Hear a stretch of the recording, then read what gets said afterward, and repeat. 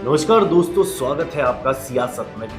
आज हम चर्चा करेंगे जनता दल यूनाइटेड जेडीयू के वरिष्ठ नेता कैसी त्यागी के इस्तीफे पर, जिन्होंने हाल ही में पार्टी के राष्ट्रीय प्रवक्ता के पद से इस्तीफा दिया है। उनके इस्तीफे ने न केवल जेडीयू बल्कि एनडीए में भी हलचल मचा दी। इस वीडियो में हम जानेंगे कि कैसे त्यागी की बयानबाजी ने राजनीतिक माहौल को प्रभावित किया और यह इस्तीफा पार्टी की दिल्ली बनाम पटना की राजनीति में क्या संकेत देता है। तो चलिए विस्तार से समझते हैं इस महत्वपूर्ण घटना को। 73 वर्षीय केसी त्यागी ने हाल ही में जेडीयू के राष्ट्रीय प्रवक्ता के पद से इस्तीफा दिया। उनके इस्तीफे के साथ राजीव रंजन प्रसाद को पार्टी का नया प्रवक्ता नियुक्त किया। जेडीयू के बयान के अनुसार त्यागी ने व्यक्तिगत कारणों से यह जिम्मेदारी छोड़ी। हालांकि इस इस्तीफा के पीछे की असली वजह के रूप में उनकी लगातार बयानबाजी को देखा जाता है, जिसने एनडीए में असहज स्थिति पैदा कर दी। केसी त्यागी जेडीयू के एक प्रमुख और अनुभवी नेता रहे,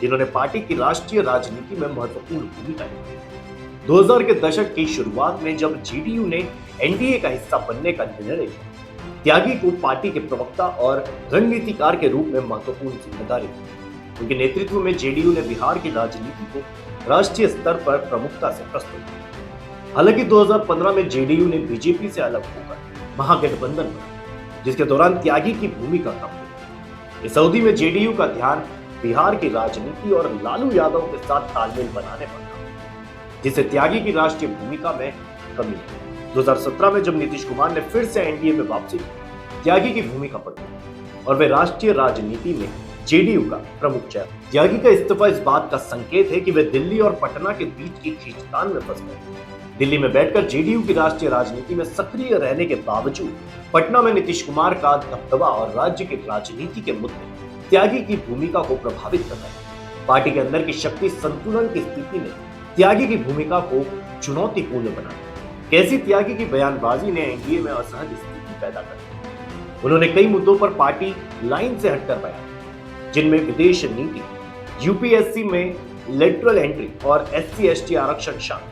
उनके बयान पार्टी की छवि को नुकसान पहुंचाने वाले और इससे एनडीए में मतभेद की खबरें की। त्यागी ने सेना भर्ती में अग्निपथ योजना की समीक्षा की मांग और यूपीएससी में लेटरल एंट्री पर अपनी चिंता जताई। इसके अलावा उन्होंने इजराइल को हथियारों की सप्लाई रोकने का आग्रह किया। जेडीयू की राजनीति में त्यागी का कद और भूमिका समय समय पर बदलती है। 2020 में जब बिहार में जेडीयू बीजेपी की सरकार थी और पूर्व केंद्रीय मंत्री RCP सिंह को जेडीयू का राष्ट्रीय अध्यक्ष बनाया गया, तब त्यागी ने पार्टी प्रवक्ता पद छोड़ दिया। इसके बाद 2022 में नीतीश कुमार ने एनडीए से अलग होकर महागठबंधन में वापसी की, जिससे त्यागी की भूमिका और भी जटिल हो गई। उन्हें राज्य और केंद्रीय स्तर की राजनीति के बीच सामंजस्य स्थापित करने की जिम्मेदारी थी, लेकिन यह जिम्मेदारी निभाना उनके लिए कठिन हो गई। त्यागी ने इस्तीफा देने के बावजूद यह स्पष्ट किया है कि वे अब भी पार्टी के साथ हैं और पार्टी के राजनीतिक सलाहकार के रूप में काम करेंगे। नीतीश कुमार ने उन्हें पार्टी सलाहकार के रूप में काम जारी रखने का आग्रह किया है। इस प्रकार त्यागी की राजनीति में भूमिका कम हो सकती है, लेकिन वे पार्टी के भीतर एक महत्वपूर्ण भूमिका निभाते हैं। ये देखना दिलचस्प होगा कि आने वाले समय में वे किस प्रकार से पार्टी की राजनीति में योगदान देंगे और दिल्ली बनाम पटना की राजनीति में कैसे सामंजस्य स्थापित करेंगे। त्यागी का इस्तीफा पार्टी और एनडीए दोनों के लिए एक महत्वपूर्ण है।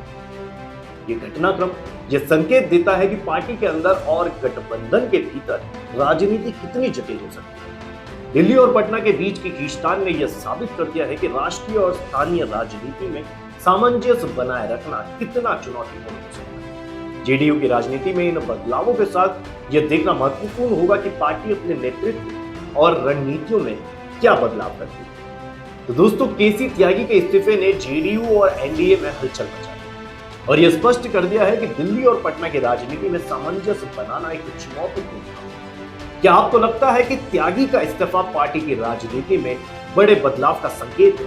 कृपया अपने विचार कमेंट सेक्शन में साझा करें और अगर आपने अभी तक हमारे चैनल को सब्सक्राइब नहीं किया है तो जल्द से जल्द सब्सक्राइब करें, ताकि आप राजनीति की हर अहम खबर से अपडेट रहें। धन्यवाद और अगले एपिसोड